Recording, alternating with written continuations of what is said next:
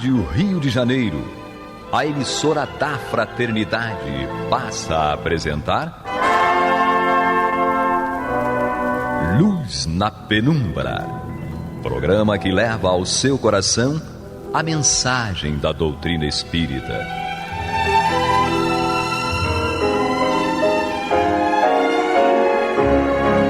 E com vocês, Eduardo Araújo, para o estudo de O Livro dos Médiuns, da obra codificada por Allan Kardec. Amigos ouvintes da Rádio Rio de Janeiro, que Jesus nos envolva, nos conduza. Estamos voltando para o nosso estudo semanal do programa Luz na Penumbra, estudando o Livro dos Médiuns, na companhia do Paulo Renato. Vamos lá, Paulo Renato. Cumprimenta aí. Nosso Senhor Jesus Cristo nos abençoe, que as forças do bem nos inspirem em nome de Deus.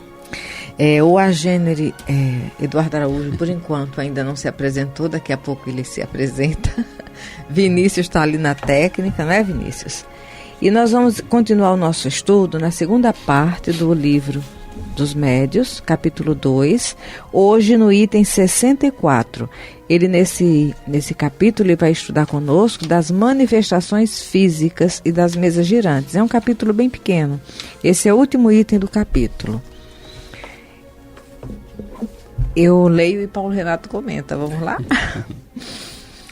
Outro fenômeno que se produz com frequência, de acordo com a natureza do médium, é o das pancadas no próprio tecido da madeira sem que a mesa faça qualquer movimento.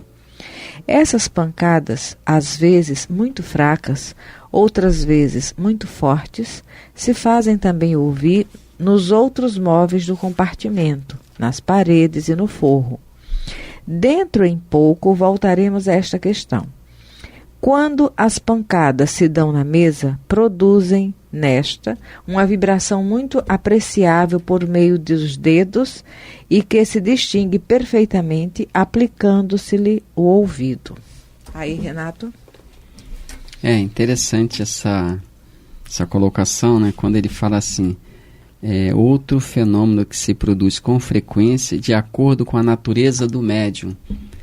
É interessante observar esse destaque, porque muitas vezes nós, por desconhecimento teórico, digamos, da doutrina espírita, nós acreditamos que a pessoa, pelo fato de ser médium, pode, ou se dizer tal, pode produzir qualquer tipo do chamado fenômeno mediúnico.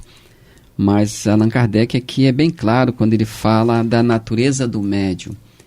Então, às vezes a gente faz exigências ao médium que ele, embora tenha boa vontade, muitas vezes não pode atender. Sim. Porque não está na sua natureza, digamos assim, na sua flexibilidade mediúnica, aquele tipo, aquela possibilidade de produção daquele fenômeno que às vezes é exigido. No próprio capítulo 14, quando Kardec fala dos médios, ele vem falando aqui no item 159, que acredito seja conhecido de todos nós, que ele fala aí de quem é realmente considerado médio, mas no item 160, quando ele fala médios de efeitos físicos, tem um trecho aqui que ele fala, os efeitos mais simples são a rotação de um objeto, pancadas produzidas mediante o levantamento desse objeto ou na sua própria substância. E ele diz aqui, vem dizendo outras coisas, né, que é interessante ler esses itens do capítulo 14. Então, Kardec diz que esse tipo de pancada aqui que ele vem falando, essa vibração na mesa mais adiante, né, então Kardec diz que isso são efeitos bem simples. E esses efeitos bem simples, muitas vezes, eles estão ligados justamente à questão mediúnica, à possibilidade mediúnica. Não significa que aquele que produz os chamados efeitos simples não possa produzir efeitos mais complexos. Mas é bom que a gente atente para isso, porque realmente, às vezes, o médium não tem condições, como falamos inicialmente, de produzir efeitos de caráter, digamos, mais retumbante, que chame mais a atenção, né? E Kardec vem desenvolvendo esse raciocínio justamente nessa linha, para a gente atentar sobre a natureza do médium. E nós estávamos lembrando disso, né? Porque cada médium tem aquela energia que lhe é própria, né? O magnetismo que lhe é próprio. E é utilizando esse material que o médium oferece que os espíritos vão atuando noutras energias para desencadear certos fenômenos. Então, nem todo médium é um médium que vai facilitar o surgimento de pancadas, tal. Estava lembrando dos fenômenos de raio desvio, quando as pancadas lá parede, na madeira, né? A parede de madeira, né? E as crianças lá estabelecendo o contato e conversando com aquele espírito. E também quando Kardec chega em casa, quando ele está fazendo lá o trabalho, que as pancadas se fazem, ele escuta, e a Amélie, quando chega, também escuta a mesma pancada, né? Eu fico imaginando. Aí poder pensar, olha, Kardec estava ali sozinho. O fato daqueles fenômenos estarem acontecendo implica que Kardec era mero defeito físico? Não, porque assim como no mundo físico, nós armazenamos sangue para certas transfusões e atendimentos, não é?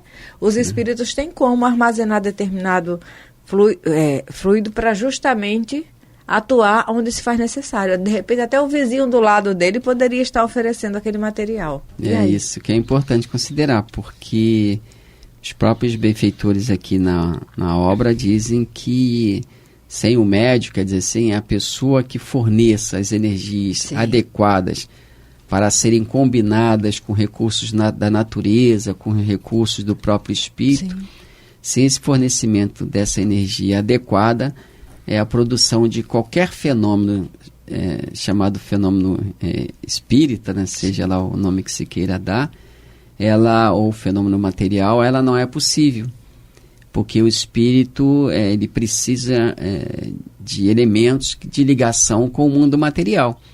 Esses elementos de ligação são essas energias que estão, digamos assim, entre o mundo espiritual e o mundo físico. Uma delas é a eletricidade, é o fluido vital, esse que animaliza e vivifica o nosso corpo físico e toda a matéria orgânica. Então, o espírito precisa realmente desses elementos fluídicos para a produção dos fenômenos que sejam do seu interesse, né? E isso se dá naturalmente em todos os ambientes, em todos os lugares. Nós vemos esses fenômenos se produzirem, mesmo nas igrejas, mesmo nas residências de pessoas, inclusive, às vezes, que nem acreditam e nem tomaram conhecimento desses fenômenos, né? Por mais estranho que pareça, muita gente não tem conhecimento filosófico, doutrinário, da explicação desses fenômenos. E às vezes eles se dão em determinados ambientes e a pessoa, por não saber, por não ter conhecimento, digamos assim, dessa interferência do mundo espiritual sobre o mundo físico, às vezes a pessoa não dá muita atenção àquele fenômeno, que muitas vezes pode ser um fenômeno físico mesmo, mas em analisando, como nós vamos ver adiante na questão das manifestações inteligentes, em analisando o fenômeno com alguma profundidade, com alguma atenção, nós poderemos verificar que eles não são a ação fortuita, digamos assim, da eletricidade, porque eles obedecem a uma inteligência estranha à nossa, né? Como diz muito bem Allan Kardec. Então, acredito que o que conta aqui para a gente frisar mesmo é esse estudo da natureza do médium, que Kardec desenvolve muito bem nesse livro dos médios, e especialmente aí a partir desse capítulo 14, quando ele fala, que ele dá o título dos médios. Aqui ele bota uma série de temas a serem desenvolvidos nesse capítulo, que um deles é médios de efeitos físicos, pessoas elétricas, médios sensitivos ou impressionáveis, médios audientes, médios falantes, que nós chamamos hoje de psicofonia, né? Médios videntes, médios sonambúlicos, médios curadores, médios pneumatógrafos. Então é interessante a pessoa dar uma olhada nesse capítulo para que ela veja mais ou menos, aqui não estão enumeradas todos os médios, todas as qualidades de um médium, mas as principais estão aqui. É interessante que a gente se apodere, digamos assim, desse conhecimento para entender melhor o fenômeno mediúnico. Isso. No capítulo 4 da primeira parte, quando Kardec vai falar dos sistemas, né? Ele vai explicando as várias ideias que surgiram em torno desses fenômenos. E ele vai equacionando cada uma delas, mostrando o que é real e o que é inviável nessas situações. Então, aqui nós paramos, encerramos o estudo desse capítulo 2, da segunda parte. E vamos entrar agora, Paulo, no capítulo 3, que vai falar das manifestações inteligentes. O item é o 65. Vamos lá.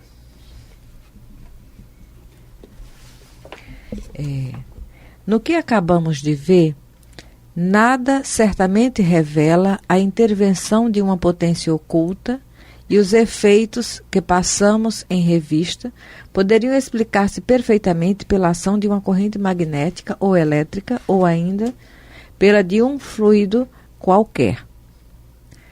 Tal foi precisamente a primeira solução dada a tais fenômenos, e que, com razão, poderia passar por motivo lógico. Teria, não há dúvida, prevalecido se outros fatos não tivessem vindo demonstrá-la insuficiente. Esses fatos são a prova de inteligência que eles deram.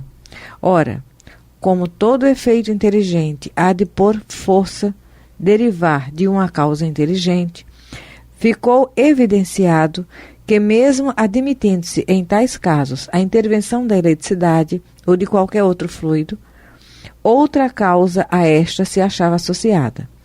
Qual era ela? Qual a inteligência? Foi o que o segmento das observações mostrou.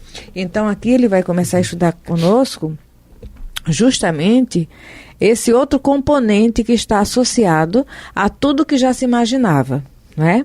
Eu vou ler o 66 porque ele vai aprofundar e aí a gente comenta. Para uma manifestação ser inteligente, indispensável não é que seja eloquente, espirituosa ou sábia. Basta que prove ser um ato livre e voluntário, exprimindo uma intenção ou respondendo a um pensamento. De certo, quando uma ventoinha se move, toda a gente sabe que apenas obedece a uma impulsão mecânica, a do vento, mas se reconhecem nos seus movimentos sinais de serem eles intencionais, se ela girasse para a direita ou para a esquerda, depressa ou devagar, conforme se lhe ordenasse, forçoso seria admitir-se, não que a ventoinha era inteligente, porém que obedecia a uma inteligência. Isso o que se deu com a mesa. E aí, Paulo? Justamente, a gente relembra que nós estamos aqui refazendo os passos da pesquisa dos estudos que Allan Kardec fez com os médiuns.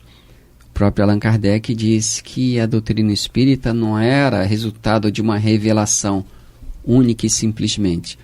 Os benfeitores espirituais que eram responsáveis por esse Consolador que deveria materializar-se na Terra, naturalmente permitiu que entidades espirituais, nos seus mais diversos níveis de evolução, pudessem se manifestar através dos médiuns. Então, Kardec mostra muito bem que a doutrina espírita não foi ditada a ele por completo, pronta e acabada, como se diz. Ela foi objeto de análise, de raciocínio humano. Então a doutrina espírita ela tem essas duas bases, que é a sedimento, a revelação em si e o raciocínio, para que se pudesse analisar os fenômenos em si, aqueles fenômenos que se davam, e verificar as suas causas e as possibilidades as circunstâncias através das quais eles poderiam se dar. Por isso que ele fala aqui no 65 e no item 65, no finalzinho, ele diz, foi o que o segmento das observações mostrou. Então, novamente, ele vem falando sobre essa questão da observação. E observar não é tão somente ver, enxergar com os olhos físicos. É ter atenção ao fato em si, a maneira como ele se deu, a sua sequência, analisando, né? As suas consequências, fazer uma análise com resultados, fazer uma análise, uma observação, uma análise e, digamos, fazer uma síntese. Então, Kardec passou nessas suas observações, eu acredito, por esses 3 períodos necessários a uma conclusão lógica, racional. Análise, observação, análise e síntese. No próprio livro básico da doutrina espírita, o primeiro livro dos Espíritos, Kardec colocou aqui no próprio item 8 da introdução, quando ele fala da necessidade de um estudo continuado, para que se obtivesse, ou para que se obtenha, uma análise mais racional, mais conclusiva e, digamos, mais lógica, isenta de qualquer outro preconceito. Então, Kardec nos sugere antes de emitirmos qualquer opinião mais contundente sobre a doutrina espírita, é importante nós verificarmos sob que bases nós estamos emitindo aquela opinião. Então, o tempo todo ele fala aqui na obra dessa questão da observação. Como ele fala, foi o que o segmento das observações mostrou. Então, não houve nenhuma teoria preconcebida. Os fatos determinaram a teoria. Olá, ouvintes, cheguei agora. Materializou-se. Materializei-me. Eduardo Araújo, na área. Essa questão da observação, até para o leigo, Kardec era um sábio, um cientista, Então, ele tinha um olhar todo técnico daquilo que ele estava analisando. É diferente da gente, nós que somos leigos. Eu me recordo que eu, um jovem, não tinha nenhum conhecimento da doutrina, né? Na verdade, eu sequer conhecia o espiritismo quando eu comecei a ter o primeiro contato com fenômenos mediúnicos, espirituais, e foi pela observação também, mas observação de um leigo, mas que o jovem ele questiona. Quando eu sentei de frente para uma senhora, que era um bandista, que dava consultas dentro da sua casa, e eu fui conversar com essa senhora, que eu iria conversar com uma entidade espiritual, que era uma preta velha. Eu não tinha a menor ideia do que era isso. Eu estava sentado diante de uma mulher, vestida de branco, sentada numa banquinha. Eu estava observando, tudo é observação, mas eu não estava observando com um olhar, de um sábio, de um olhar analítico, um olhar de Kardec. Eu estava observando com o olhar de um jovem que não entendia o que estava acontecendo ali. Apenas era uma senhora que ia conversar comigo para me acalmar, porque tinham dito que fizeram um trabalho que pegou em mim, eu ia morrer seco. Eu já era magro, estava pronto, falei, vou morrer. Eu ia perder. Eu ia morrer de qualquer jeito. Aí eu sentei para conversar com a senhora e ela começou a falar comigo, com aquele tom de voz diferente, aquele linguajar que quem é umbandista conhece, característico lá que os espíritos que trabalham na linha de Umbanda têm aquele linguajar de preto velho. Eu achei peculiar, interessante, mas me senti muito acolhido. Isso é que é importante. E eram palavras que acalmavam. Meu filho, confia em Deus, vai ficar tudo bem, você não precisa ter medo. Aquelas palavras foram me acalmando, porque quem está apavorado precisa de uma palavra de... Mas até aí, a observação era normal, a observação de um acolhimento. Só que ela começou a falar coisas que só eu sabia. Aí eu arregalei o olho para ela, aí a observação do espanto. Falei assim, mas como é que a senhora sabe disso? Porque eu pensei, eu nunca vi essa senhora. Minha tia, que morava em cima dela, não conhece essas histórias. Como é que ela sabe? Aí a observação. É a tal da manifestação inteligente. Eu comecei a falar, mas ela não tem como saber disso. E aí o próprio espírito respondeu, meu filho, eu te acompanho. Eu estou te ajudando. E fomos conversando, o tempo foi passando e cada vez mais aquele espírito mostrava, por sinais de uma inteligência que não poderia estar naquela senhora, porque não tinha como ela saber, de fatos e mais fatos que somente eu tinha o conhecimento. Então, eu adquiri esse conhecimento da doutrina através da observação também, mas uma observação de um leigo, que conseguia diferenciar o que era uma pessoa na minha frente e o que era um espírito, porque não tinha como aquela pessoa saber daquelas coisas. E aí eu fui fazendo uma série de perguntas, né? Diferentemente de Kardec, é pergunta de leigo. Uhum. Mas quem é a senhora? Eu perguntava. Como é que a senhora sabe dessas coisas? Onde é que a senhora vive? Aí ela, Cruzeiro das Almas. Onde é que fica? E eu ia perguntando, porque eu queria entender como é que pode alguém que está sentado na minha frente falar coisas que só eu sei. E foi assim que eu fui construindo um pouco, antes de conhecer o Espiritismo, a ideia de separar o que é um fenômeno inteligente espiritual daquilo que é aquilo que os nossos olhos podem enxergar. É interessante esse tipo de investigação, porque ela parece trivial, superficial, mas na verdade exige de quem está nessa posição, entre aspas, investigativa, exige um certo saber, uma certa maturidade espiritual no campo do raciocínio abstrato, né, daquilo que muitas vezes se chama de raciocínio espacial, né?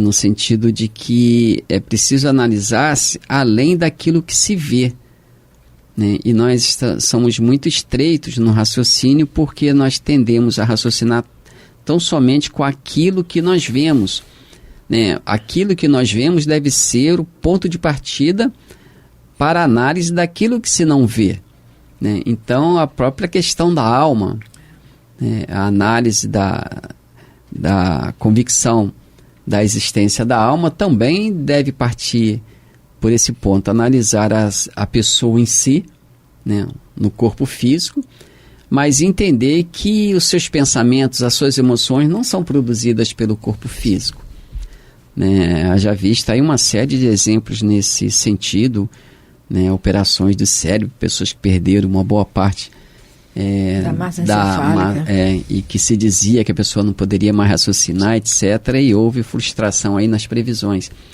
Então é preciso realmente que a alma tenha adquirido determinados aprendizados para que ela possa entender e analisar além da própria vista física.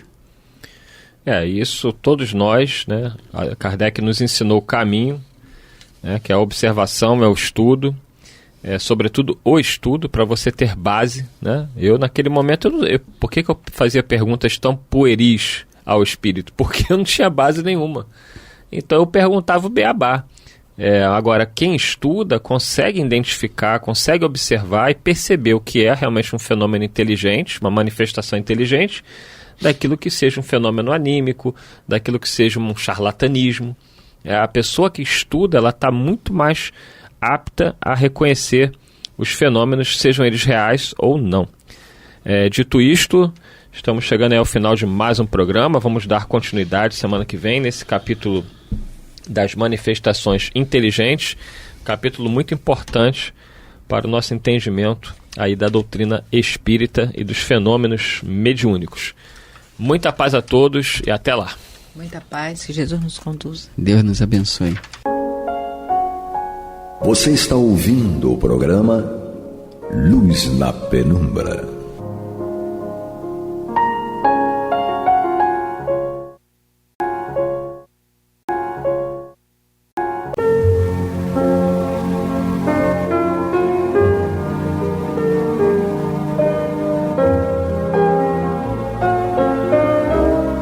A Rádio Rio de Janeiro está levando ao seu lar e ao seu coração a mensagem consoladora da doutrina espírita, através do programa Luz na Penumbra. E agora com vocês, Amaury Santos e Astênio Oliveira, para comentar os textos da Revista Espírita de Allan Kardec no período de 1858 a 1868. Olá, meus amigos, meus irmãos, que Jesus o abençoe. Estamos aqui para estudar a Revista Espírita de 1858 a 1868. E essa revista, o amigo, quem é o amigo? Você. Astênio Evangelista de Oliveira E a Mauri Santos vão discutir os fenômenos. E o Clever, né? O Clever está nos apoiando. Que se não fosse ele, não estaríamos aqui. Astênio, já terminamos o espírito batedor. Isso, nós terminamos na parte da revelação, ou da publicação lá da brochura alemã. Né? Agora vem as considerações do Kardec. De Kardec falando, analisando os fenômenos. Isso, né? Então, como ele recebeu a brochura, né, de uma amiga, né, assinante da Revista Espírita, né, que teve uma trabalheira para conseguir a brochura, né, para ele leu, publicou o conteúdo da brochura e agora ele faz as considerações. A gente lembra que o autor da brochura diz assim: eu não vou externar opinião porque não é da minha alçada, né? Então Kardec vem aqui apresentar a opinião dele. Né? Então, considerações sobre o espírito batedor de Bergzaberno. É fácil a explicação solicitada pelo narrador que acabamos de citar. Não existe senão uma, e apenas a doutrina espírita é capaz de fornecê-la. Então Kardec diz que só tem uma explicação, né, para esse fenômeno, e só a doutrina espírita seria capaz de apresentar essa explicação. Esses fenômenos nada têm de extraordinário para quem esteja familiarizado com os que nos habituaram os espíritos. Então, para quem está habituado com os fenômenos, né, que os espíritos têm apresentado... É um fenômeno comum. Um fenômeno corriqueiro. Né? Corriqueiro. Sabe-se que papel certas pessoas atribuem à imaginação. Sem dúvida, se a criança somente houvesse tido visões, os partidários da alucinação ter-se-iam sentido coberto de razão. Então, se a criança estivesse apenas narrando aquilo que ela dizia estar vendo, né, diria que era alucinação e acabou. Né? Bom, mas aqui havia efeitos materiais de natureza inequívoca e que tiveram grande número de testemunhas. Seria preciso se imaginasse que todos estivessem alucinados a ponto de pensarem ouvir o que de fato não escutavam, e verem a mobília mudando de lugar. Ora, nisso haveria um fenômeno mais extraordinário ainda. Kardec fala assim: se todos ali estivessem alucinados, se todos estivessem afirmando que viram a cama se levantar, se todos estivessem afirmando que ouviram os barulhos, né, e na verdade não tivessem ouvido, seria um fenômeno mais extraordinário ainda dessa alucinação coletiva. Perfeito. Né? Então ele fala assim: ora, nisso haveria um fenômeno mais extraordinário ainda. Aos incrédulos só resta um recurso: negar. É mais fácil e dispensa o raciocínio.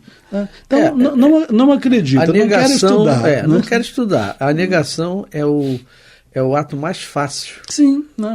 Aí você não precisa se dar o trabalho de mais nada. Exatamente. Né?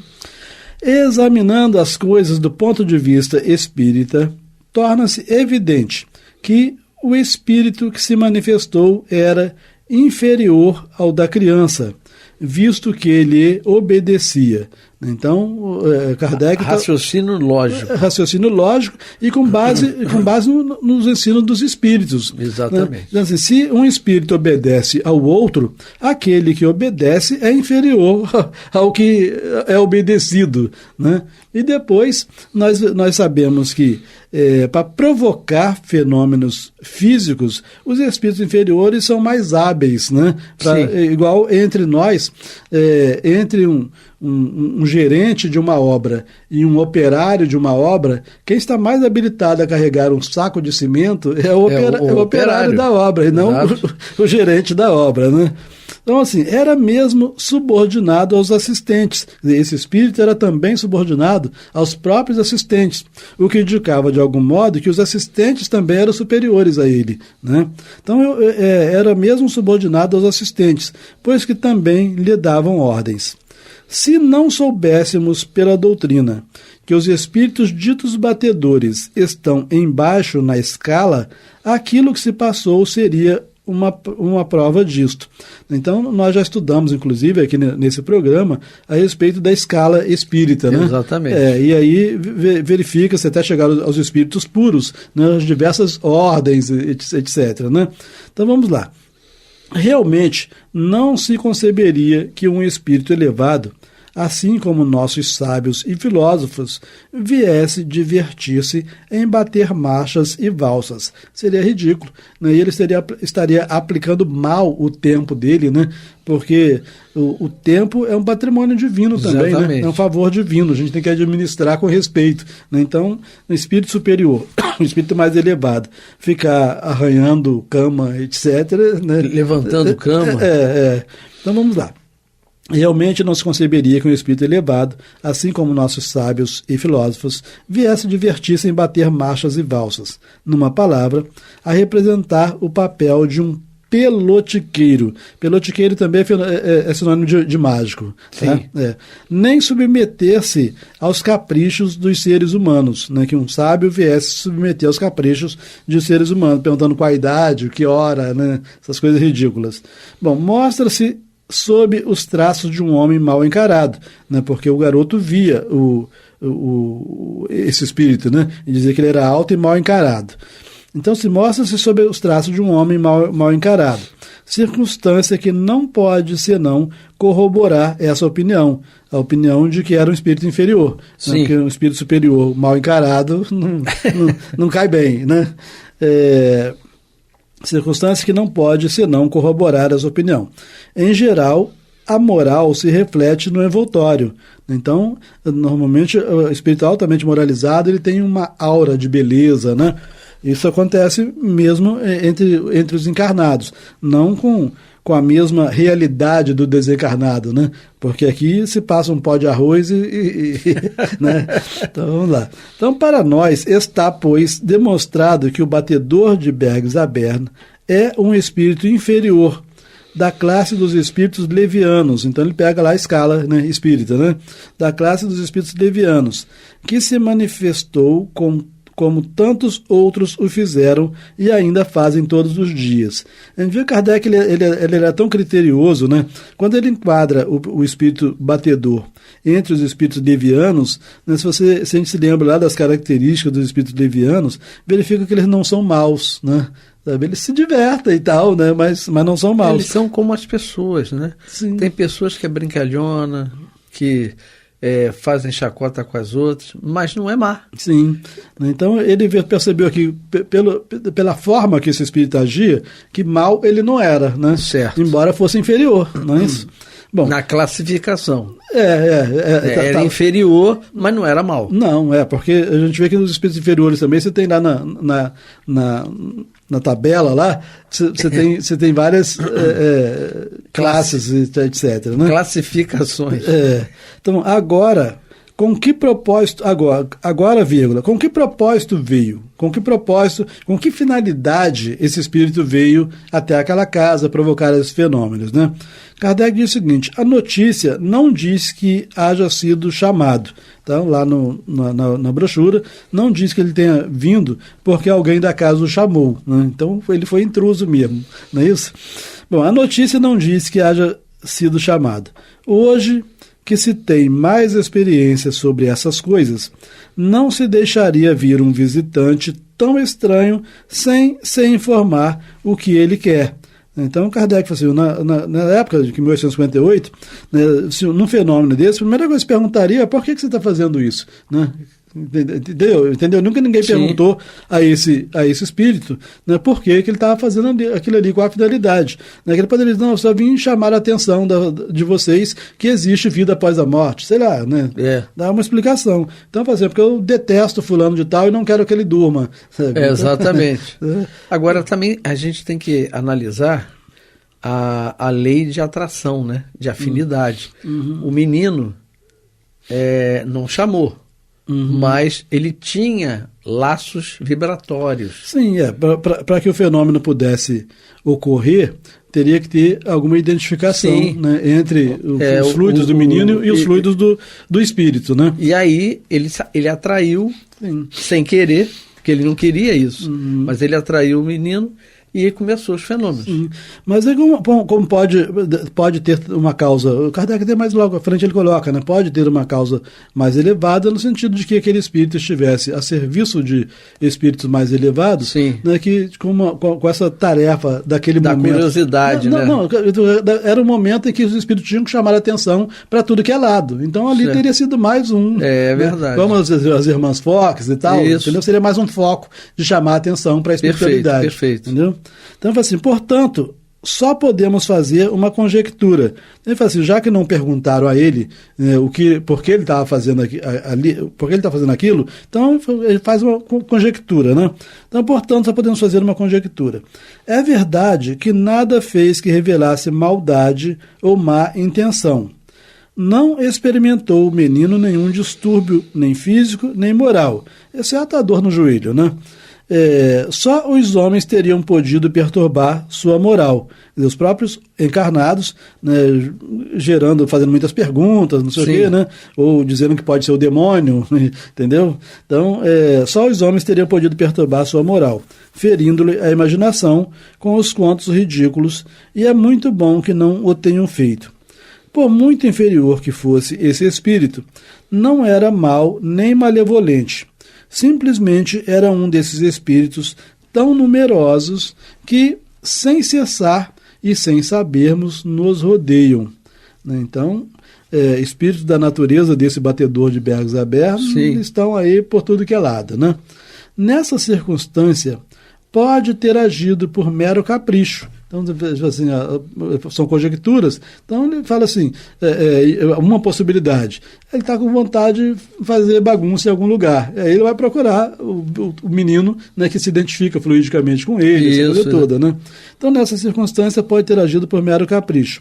Como também o poderia fazer por instigação de espíritos elevados, com vistas a despertar a atenção dos homens e de os convencer da realidade de um poder superior que se encontra fora do mundo corporal, né? Porque muitas mediunidades se prestam muito para isso, né? Esses médiuns que fazem pintura, né, com os artistas mais renomados, né, da antiguidade, né, pintam através deles. A finalidade não é fazer quadro bonito para botar em casa de ninguém, né? A finalidade é impressionar. Impressionar, né, e manter viva a ideia de que a vida não cessa com a morte. Exatamente. Né? E aí, concluindo essa análise do Kardec a respeito do espírito batedor de Bergs Aberno, ele diz o seguinte: quanto ao menino, então até então ele fez uma análise do espírito, né? Sim. Quanto ao menino, é certo que era um desses médiuns de efeitos físicos, dotados, malgrado seu, quer dizer, mesmo contra a sua vontade, né, dessa faculdade, e que estão para os outros médiuns, assim como os sonâmbulos naturais estão para os sonâmbulos magnéticos. Essa faculdade, dirigida por um homem experimentado nessa nova ciência, que é o espiritismo, né, poderia ter produzido coisas mais extraordinárias ainda, suscetíveis de lançar nova luz sobre esses fenômenos que não são maravilhosos, senão para os que não os compreendem. Quer dizer, se ao invés de um menino passar a ser acompanhado por um Dr. Beutner da vida, se ele passar a ser acompanhado por um Leon Denis, né, por um investigador da época, investigador que tinha espírita, conhecimento, investigador espírita aí, da época. Não, então, é um fenômeno comum. Sim, né, mas ele então, sob a orientação de um homem experimentado, né, nessas questões, poderia ter provocado coisas muito interessantes, né, fenômenos mais interessantes do que os que foram provocados até aqui. Ok? Ok. Mas agora, mudando de assunto, entram umas comunicações aqui, umas dissertações morais do Espírito São Luís, a senhorita Hermance Dufour. Então a gente vê que a doutrina espírita deve muito à mediunidade da Hermance Dufour, né? Grande médium, né? Grande parte dos ensinos que nos chegaram, né, com o auxílio de Kardec, a Hermance Dufour estava presente, né? E aí o tema aqui agora é o orgulho. Isso a gente fica tranquilo que a gente não é orgulhoso, né? Não, nós espíritas não somos. Bom, então aqui tem uma dissertação moral, e aí aparece aqui umas datas, 19 e 26 de janeiro de 1858. Então, nessas duas datas, o São Luís escreveu umas dissertações morais, né, através da Hermance Dufour. E a gente verifica que ele escreveu em forma de parábola, né? Então, a primeira parábola que o São Luís escreveu, através da Hermance Dufour, ele disse o seguinte: um homem soberbo possuía alguns hectares de boa terra. Sentia-se envaidecido pelas grandes espigas que cobriam o seu campo e olhava com desdém o campo estéril do humilde. Este se levantava, o humilde, né, o pobre, né? Este se levantava ao cantar do galo e permanecia o dia todo curvado sobre o solo ingrato. Recolhia pacientemente os seixos e os lançava à beira do caminho. Revolvia profundamente a terra e arrancava com dificuldade os espinheiros que a cobriam. Ora, seu suor fecundou o campo, e ele colheu o melhor trigo. Então, obviamente que aqui é uma parábola, não é um relato de um fato real, né? Sim. Então, seu suor fecundou o campo, e ele colheu o melhor trigo. Melhor trigo do que o homem soberbo, né, que possuía alguns hectares de boa terra, né? Enfim, e que não ficava lá suando, né? Bom, entretanto, o joio crescia no campo do homem soberbo e sufocava o trigo, enquanto o dono se vangloriava de sua fecundidade, olhando com ar de piedade os esforços silenciosos do humilde. É tão chato, né, a pessoa ficar se vangloriando, né, das suas vantagens, né, quando deveria tentar repartir as vantagens com o outro que está em dificuldade. Mas o nosso orgulho... né? E aí, essa primeira parábola, São Luís conclui do seguinte modo. Parábolas são sempre pequenas histórias, portanto, não existe parábola grande, né? Então, ele conclui essa primeira parábola dizendo o seguinte: em verdade vos digo que o orgulhoso é semelhante ao joio que abafa o bom grão. Aquele dentre vós que acredita valer mais que seu irmão, e que disso se vangloria, é insensato. Sábio, porém, é o que trabalha por si mesmo como o humilde em seu campo, sem se envaidecer de sua obra. Então, a primeira parábola dele a respeito do orgulho, ele está dizendo que a sabedoria consiste em trabalhar por si mesmo, com humildade. Inclusive, a doutrina espírita, os espíritos de maneira geral, destacam sempre que a virtude que mais agrada a Deus é a humildade, né? A gente juntando os fatos, a gente verifica que o primeiro ensino de Jesus, o primeiro, né, antes de qualquer outro, foi a respeito da humildade, lá no Sermão do Monte, né, quando ele fala: bem-aventurados os simples de coração. Né? Então, a simplicidade de coração é a humildade. Né? E puxando para os nossos arraiais, né, a gente vê e evidencia esse tipo de médium e palestrante, o que for, que se envaidece, que fica orgulhoso e é endeusado, né? Sim. Porque quando o indivíduo é palestrante, ele é assediado por seres que ficam dizendo a ele: você é um ótimo palestrante e tal. E aquilo vai impregnando como um mata-borrão e às vezes leva ao desequilíbrio e a doença, o médium. Então tem muito cuidado, ser um alerta, né, para os humildes, porque o palestrante espírita, ele colabora com que se envaidece e pode deixar perder tudo. Isso. Então, tem uma segunda parábola, né, como nós só temos aí no máximo 2 minutos. Meu Deus do céu, rapidinho.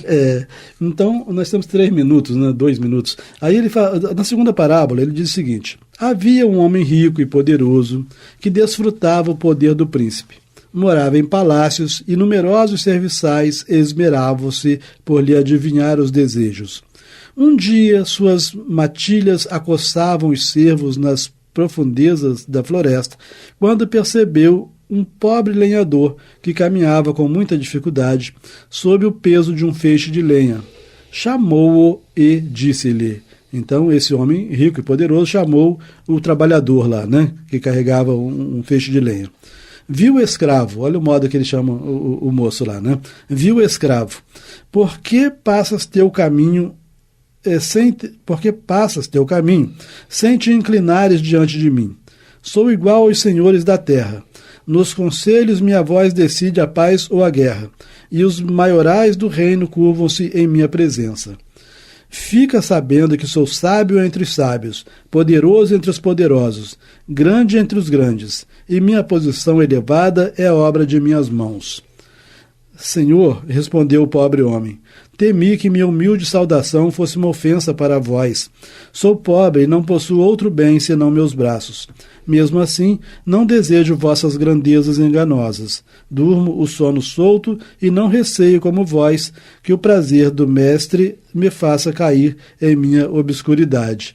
Quer dizer, deu uma resposta humilde, mas... Luva de pelica, essa foi, essa foi. E aí ele já termina já a parábola, né, o São Luís termina a parábola, né, como se esse término que dá a entender que foi tempos depois, né, ele não fala, mas como se fosse tempos depois. Fala assim, ora, o príncipe se aborreceu com o orgulho do soberbo. Então o príncipe...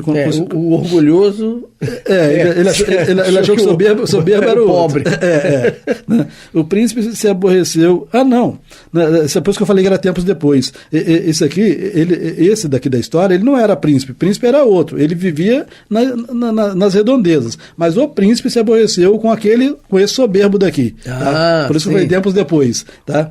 Então, ora, o príncipe se aborreceu com o orgulho do soberbo. Os grandes humilhados apoderaram-se dele, desse soberbo, né, daqui, e o precipitaram das culminâncias de seu poder, como a folha seca que o vento varre do alto de uma montanha. Mas o humilde continuou tranquilamente seu rude trabalho, sem se preocupar com o dia seguinte.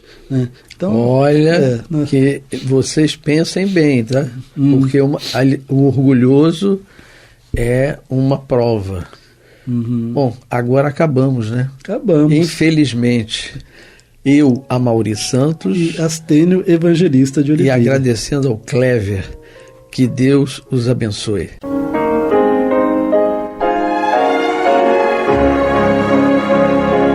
E vamos ouvir agora a prece de encerramento de nosso programa, na voz de Geraldo de Aquino. Jesus, dá-nos coragem para a luta, piedade para os insultos, e misericórdia para as injustiças e ingratidões. Limpa nossa alma de inveja e ambições mesquinhas, de ódio e de vingança o nosso caminho. E que dentro em pouco, ao recolher-nos de novo ao calor do nosso leito, para que o sono nos dê a paz e o esquecimento das tristezas humanas, possamos sentir, Senhor, no mais íntimo de nosso ser, a doçura indefinível do Teu amor e a grandeza incomparável da Tua divina presença. Que assim seja.